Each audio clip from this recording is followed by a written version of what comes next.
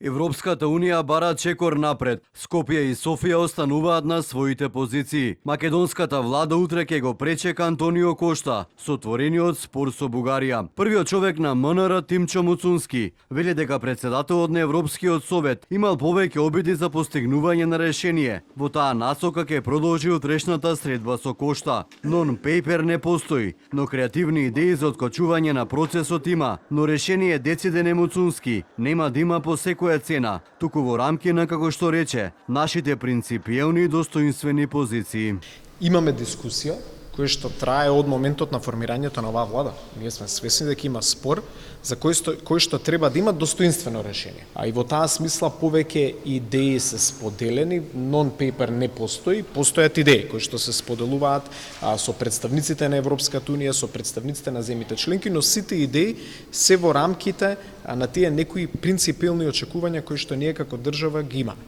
Лидерот на опозицијата Венко Филипче очекува Кошта утре да упати јасна и недвосмислена порака дека е дојден вистинскиот момент за проширување на Унијата, но власта, како што изјави Филипче, повторно со својот лажен патриотизам ќе не остави да бидеме слепо црево на Балканот. И дека повторно не е вистина тоа што дел од функционерите на ВМРО го шират, а тоа е дека утре после уставните измени повторно ќе се очиме со некоја блокада. Не, затоа што е стратешка цел. Една од 4 стратешки цели сега на Европската Унија. Што ќе правиме ние? Што ќе кажува христијан? Не, јас сум патриотот што се бори за Македонија. Со што се бори христијан за Македонија? Па тоа е човекот кој што ги загрозува националните интереси.